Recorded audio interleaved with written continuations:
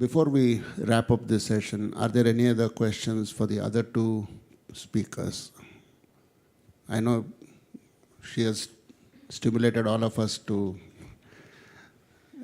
a very great extent, but you can continue to interact with her during the break. But we would like to wrap up this session. So if there are any questions for the other two, the first two speakers.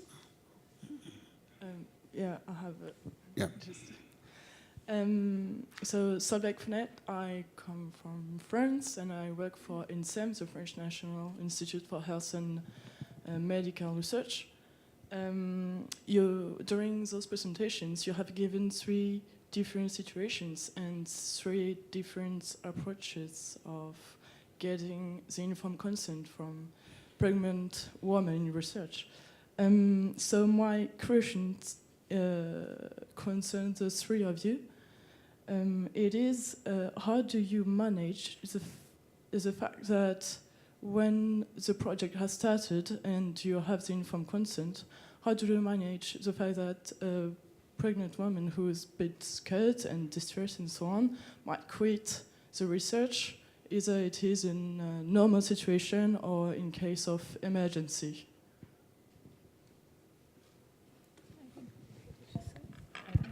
Pardon, can you repeat your question? Sorry, it's just when your project has started, how do you manage the fact that a pregnant woman, because of her distress or because of any other reasons, wants to quit the research? Do you have any procedures or do you have any personal relations to put in these typical critical situations? Yes, specifically in relation to the trial that Dr. Hema presented, the carbetocin trial, what we try is to basically engage the women as soon as they get admitted to the labor room. So even though 6 centimeter dilatation is sort of the cutoff, we try to engage them as soon as possible, try to do a lot, sort of a pre-consent counseling about the trial before we actually bring them on to the formal consent process. But that limits our ability to include women, and that's something that she was trying to bring out, that in trying to do this, are we excluding women who should have been otherwise in the trial? So that's a debate, and that's an issue that we need probably more discussion and some consensus coming out of that. May I? Well, if she wants to quit, she is absolutely entitled to do so. And the only thing that we could request is that we could have access to the medical records for her and the baby for security issues. But if she wants to quit at any moment of the research, she's entitled to do so as any other participant of any type of trial.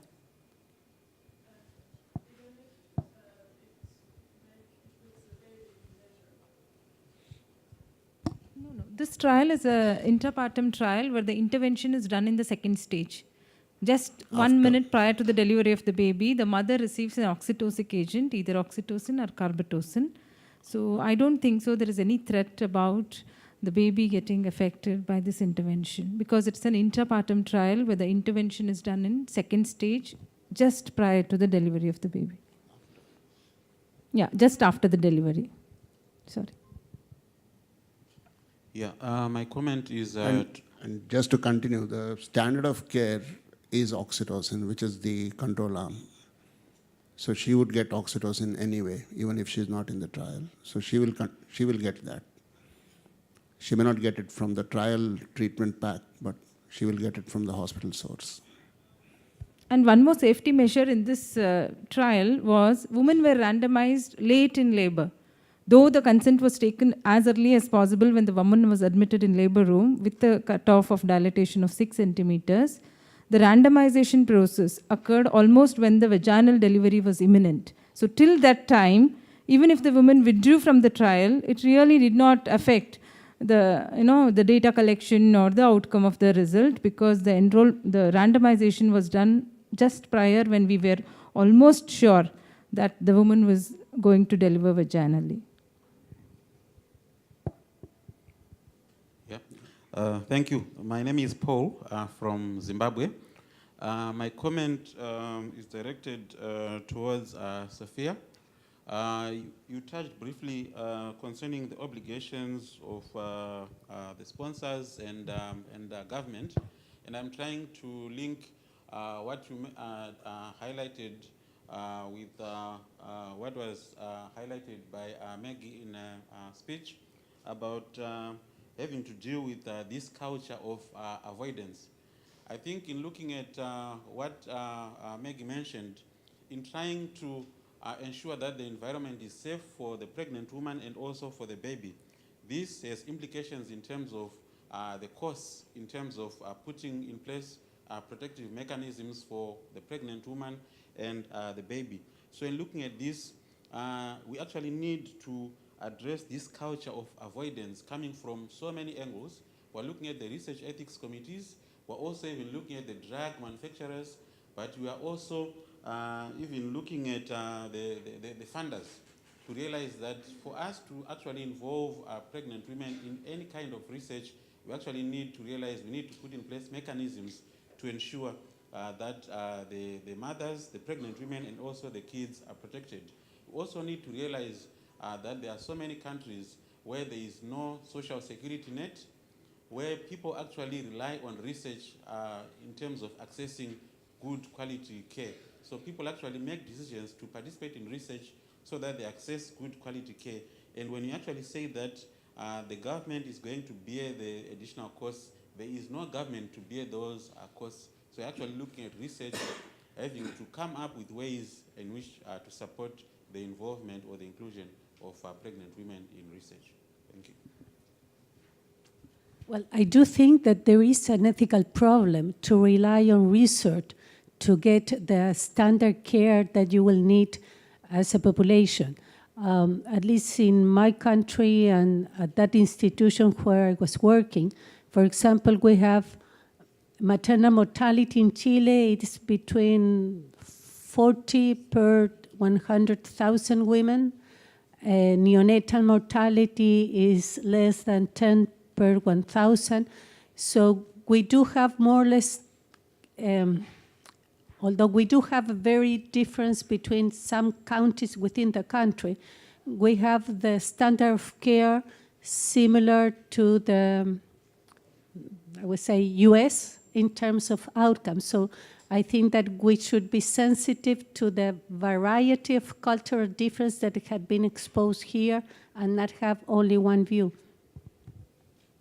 Yeah, it's a delicate balance. At what point the so-called standard of care becomes an incentive or inducement for participation in the trial? Because what is standard of care as prescribed by the national guidelines may not really be happening in the facilities or in the communities. So are we changing standards of care just by virtue of the research? One last question. Yeah,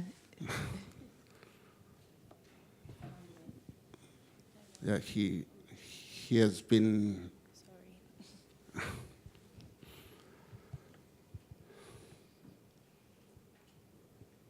Thank you very much. Thanks very much. Does work? Thanks very much. I'm Doug Vosner from South Africa.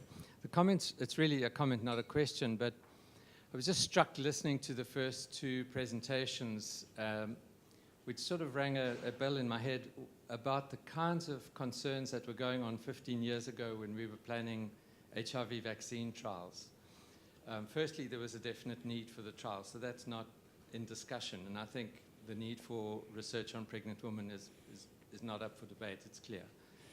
But some of the discourse at that time was about these trials they're very complicated, they're probably risky, they're going to have to happen in really vulnerable populations who are uneducated, who are rural, who are poor. And there was a kind of a sense that those two things together, that it wasn't going to be possible. And in fact, the field has moved on so far since then that I think there are over 60 HIV vaccine trials that have run to conclusion quite happily.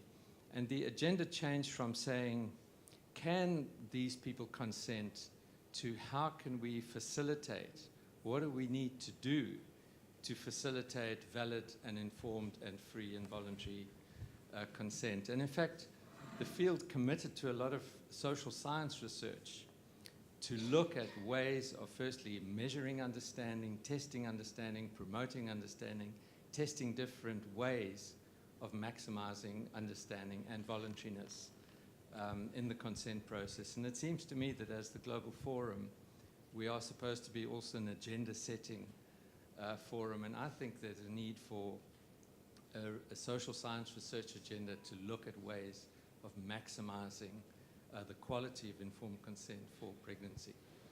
Thanks. Yeah, thank you. So I think sort of there are 3 or 4, at least to me, take-home messages from this whole session, and thank you all the 3 speakers for wonderful presentations.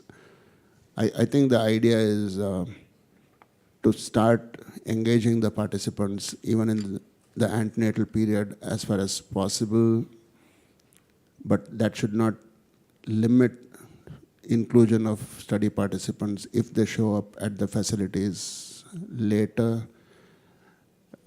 Women are competent to provide consent even in late stages of labor, as long as, you know, we are confident that they are providing a truly informed consent and not under duress.